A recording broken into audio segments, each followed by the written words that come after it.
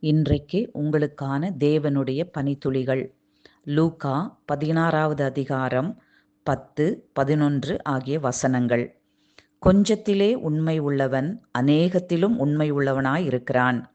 கொஞ்சத்திலே அநீதி உள்ளவன் அநேகத்திலும் அநீதி உள்ளவனாயிருக்கிறான். அநீதியான உலகப் பொருளைப் பற்றி நீங்கள் உண்மையாய் இராவிட்டால் யார் உங்களை நம்பி உங்களிடத்தில் மெய்ப்பொருளை ஒப்புவிப்பார்கள்? ஆமேன். நாம் வாழ்ந்து கொண்டிருக்கும் இந்த பூமியில் நம் ஒவ்வொருவருக்கும் கொடுக்கப்பட்டுள்ள ஜீவன், காலம், நேரம், குடும்பம், உறவுகள், பொருளாதாரம், ஞானம், அறிவு, தாளந்துகள், படிப்பு, புகழ், இது போன்ற அநேக நன்மைகளை யாவையும் ஜோதிகளின் பிதாவாகிய தேவனாலே நமக்கு கொடுக்கப்பட்டுள்ளது. அவர் நமக்கு ஜீவனை கொடுக்காவிட்டால் இதில் ஒன்றையும் நாம் பெற்றுக்கொள்ள முடியாது. இவைகள் ஒன்றும் நம் வாழ்வில் நிலையானவைகளும் அல்ல. ஒரு நாள் கடந்து போகக்கூடிய இவற்றை கொண்டு நன்மைகள் செய்யவும் நற்கிரியைகள் செய்யவும் தேவன் நம்மை முன்குறித்துள்ளார்.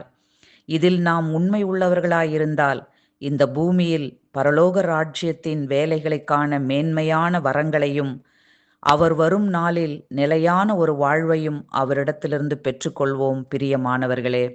எனவே நமக்கு இந்த பூமியில் கொடுக்கப்பட்டுள்ள ஒவ்வொன்றிலும் உண்மை உள்ளவர்களாய் நாம் வாழ தேவன் நம் ஒவ்வொருவருக்கும் கிருபை செய்வாராக. ஆமேன். God bless you all.